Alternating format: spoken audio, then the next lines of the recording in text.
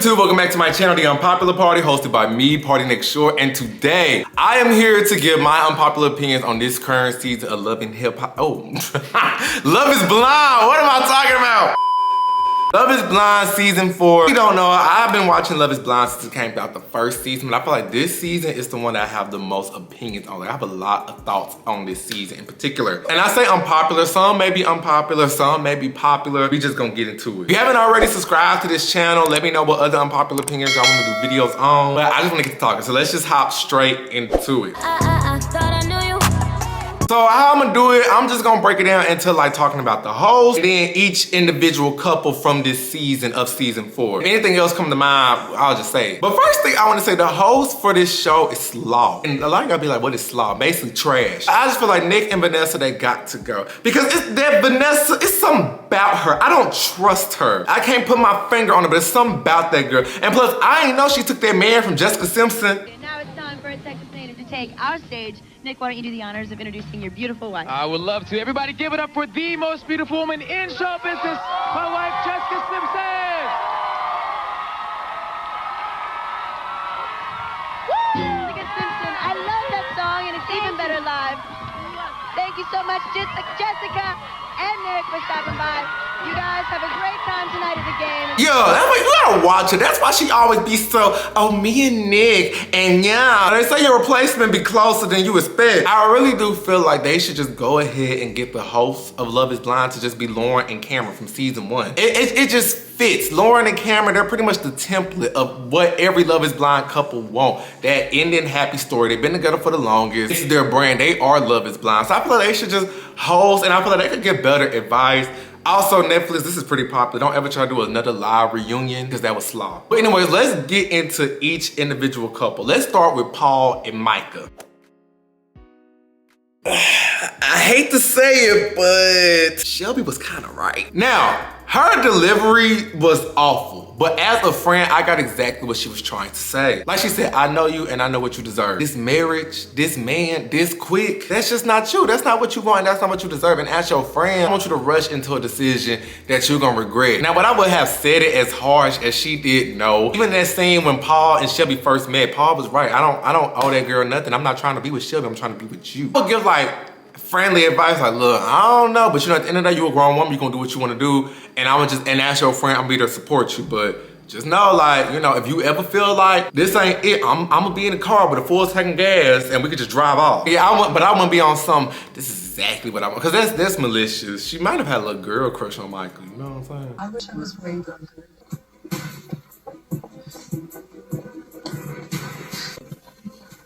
Relieved, honestly. That's how I wanted it to go. But I kind of knew Micah and Paul wasn't gonna work because it was rooted in being malicious, if you ask me. Like, they started with, but I feel like the only reason they got together was on some, I don't want you to be with this person, I don't want you to be with that person, on some spiteful stuff. That's the only reason Paul broke it off for Amber, I think that was her name, and Micah broke it off for Kwame, because I feel like Micah just felt threatened. Plus, she wasn't interested in that boy. Like, when they first met, you could tell, like, it just wasn't there. And I feel like at the altar, if you wanted to marry, you should have said that. Like, she should have just been like, I do. That whole, I feel like it's only right for you to answer first. I mean, I get why she did, but I think it's BS. I think she only did that because now that he said I don't, now it don't make her look as the bad guy. Because technically speaking, he called it off. Honestly, I was surprised to see as how hurt she was. Cause I was like, yeah, you knew this. Y'all knew this wasn't gonna work out. But let's get into Irina and Micah. I feel like Irina and Micah, you know, birds of a feather flock together. They were just being nasty, and I could excuse some of it because, you know, sometimes when you give it your friend, you do kiki a little too harshly, but I just felt like the moments where they was purposely feeding and like getting off of the sadness of others, that just shows like y'all insecurity levels and just show like y'all are not secure as a person. It's real funny because now Irina was after your man, and if Irina wanted to, Paul's a single man, she really could pursue it if she wanted to. And vice versa, because if Paul wanted to, he could slide, because that flirtation was going both ways if you ask me. Yeah, those are my thoughts on Paul and Micah. Let's move on to Tiffany and Brick. Now, honestly, I don't have no unpopular opinions on them. I really like them, and I really, really, really want them to work. Which leads me to my next thought. I feel like Love is Blind, they should just raise the age limit to just being 31 and up. 30, because I know some 30-year-olds, I still got it. I'm fresh 30. But as you can see, like, some of the people that's been on there that's under 30, like, y'all playing. So if you actually want to probably see more successful stories, I would say raise the age limit. Because I feel like Tiffany and Brick, 35, 36, you at this age, you know what you want, you know what you're trying to go after, you know what you need. You're not trying to play no more games. Like, look.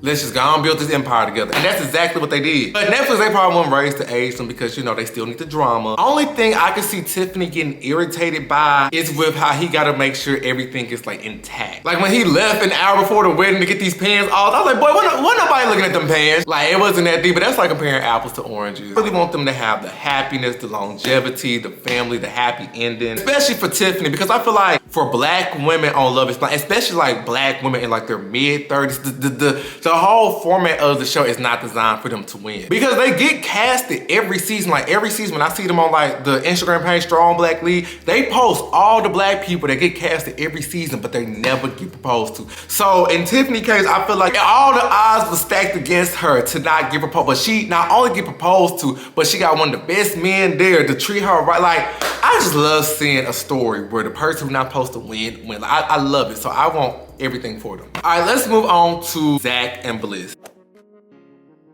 I know I saw a lot of people on Twitter saying, oh, Bliss a good one. He should have proposed to her first. She's second best. If I was Bliss, I would have folded too. And I'm gonna explain why. Because yes, those things may be true, but let's look at the big picture here. At the end of the day, he with Bliss now, and their story is happier and better than ever. Now, as you can see, he had to work for it, and I would have been a little hard, you know, you gotta work for this. Propose to another woman, and granted, Bliss had every right to feel upset. You proposed to another woman after I made you cupcakes, and she wouldn't even blink the eye on your birthday. Like, look at you. So he would have had to work for it, and I would have messed with him a little bit, but it's like, you get to a point where you just, okay, what do I want out of life? Like Tasha Mack said to Millie on the game, sometimes you gotta ignore that spit. Meaning sometimes if you wanna live happily, you just gotta do that. Ignore that extra added detail. Did he come running back with his tail in between his legs? Yes. But you could just tell the love was there. And if I know that and I'm secure within myself to know what it is, baby, come on. Come on. Don't just think I'm just out here simping now, cause I'm not. But I feel like you just get to a point, you know who to fight for and who to let go. And I feel like Bliss in that situation, you know, I feel like she saw the bigger picture here. I don't think Zack was just coming from it didn't work out with Irina, so let me just run back to Bliss. I think Zack was still thinking, I think Zack knew he made a mistake. But I still say Zack should have just proposed to Bliss, especially when they said our song is the same. It was there. It was there. So he did mess up in that sense, cause like we have the same song. It's a learning lesson. Learn a lesson on all ends, now they're happy. When Bliss mama told Zack, you know, if you marry my daughter, I'll be your mama too.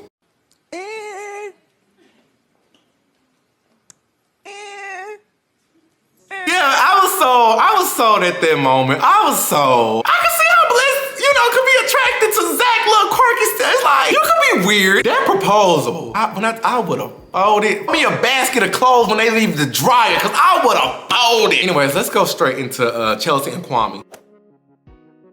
Chelsea and Kwame, I don't know. I feel like before the reunion, I was just like, okay, this is just one of those like fetishized relationships. She's just liking the and Kwame just liked the fact that she, I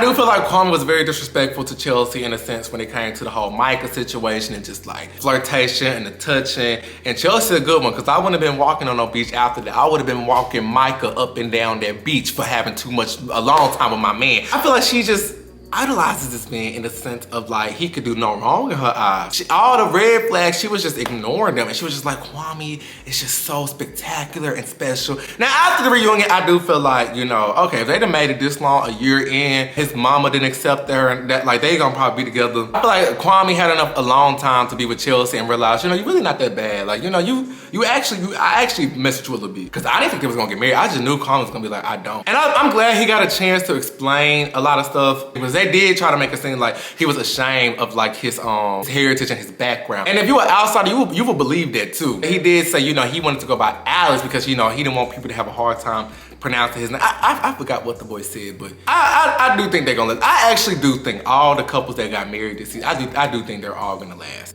Okay, let's get into what I really want to talk about. Jackie, Marshall, and Josh.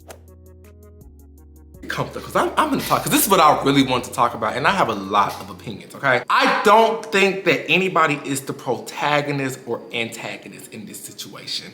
I think we just saw a breakup happen on TV and on Netflix at that. You know, people got their phase as they should. It's just more intensified because it's on TV. I think Jackie made the mistake of accepting Marshall's proposal because she really thought Marshall was something that she needed. Marshall was more emotionally intelligent, better with expressions on how he feels, more reserved in the sense of this is me. Like, I can't fake it. And he showed it in the pods, but like he was just like, I love you, and crying. Like he explained all that into the pod. So she thought with Marshall that was something that she needed, and with Josh that was something that she's used to. You know, the jog, the loud, arrogant one. Love that you know that comes with it. You know that I hate you, I love you type love. Like, I feel like she knew what it would be with Josh based on his energy through the pods. Even without looking at him, just on his energy alone, she knew what it was. So I wholeheartedly believe that she took a chance with Marshall. Because like I said, she needed that. When they got into the real world, she realized that's not what she wanted for her. I believe she got the ick, honestly. Matter of fact, from them leaked messages, yeah, that's exactly what it was. She thought that was her homegirl for a second. Which I don't think that's cool to suggest a man that's more in tune with his